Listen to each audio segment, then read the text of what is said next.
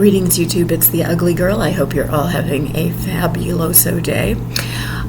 Today I would like to talk about the kind of jobs that ugly people can get. Now, when I was little, I always wanted to be an actress, and as I grew, I realized I wouldn't be able to do that because of the way that I looked. Now, there's a lot of little girls who want to be actresses who'll never get the opportunity. I understand that, but I never even got the chance to pursue it, really. But the kind of jobs I got were mostly working on the phone.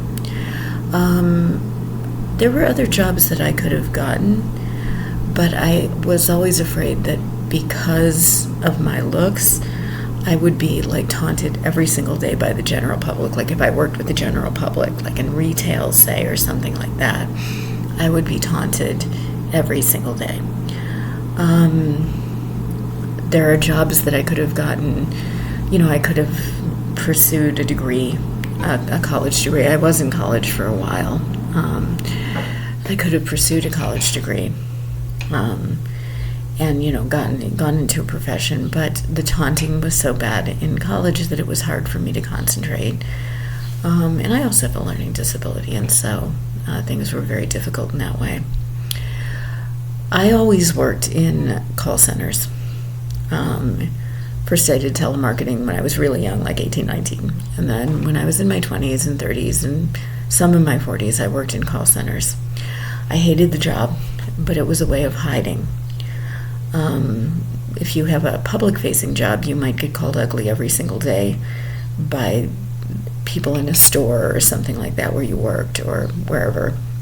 Whereas if you were on the phone, at least the customers you dealt with didn't get to see you, so that was kind of nice. What wasn't nice was the atmosphere of the call centers. Call centers are like junior high schools.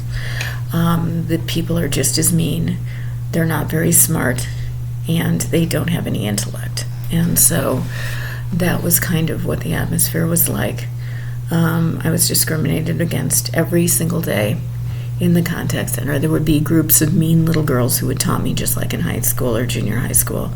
The irony is that the people who work there aren't very good looking. They just wear lots of makeup.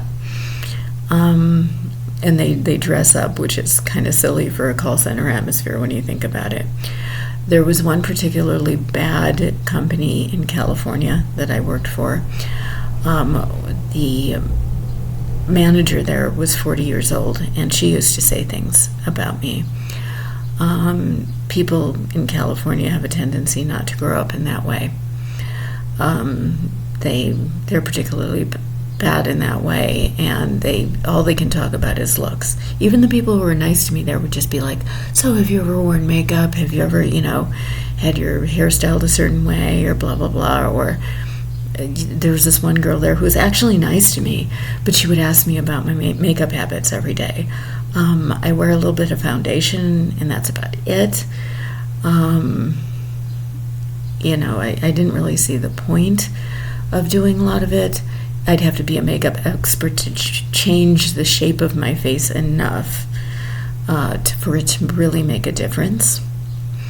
I have noticed that a lot of girls with bad acne will put makeup on their face, and it's kind of funny because you can still see that they have acne. It's just that the red bumps are not white bumps or black bumps or brown bumps, depending on the ethnicity of the individual. But it doesn't really make that much difference, I guess. It makes a little difference, but not that much.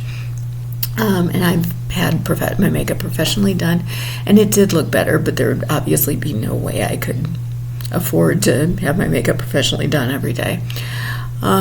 So there was that.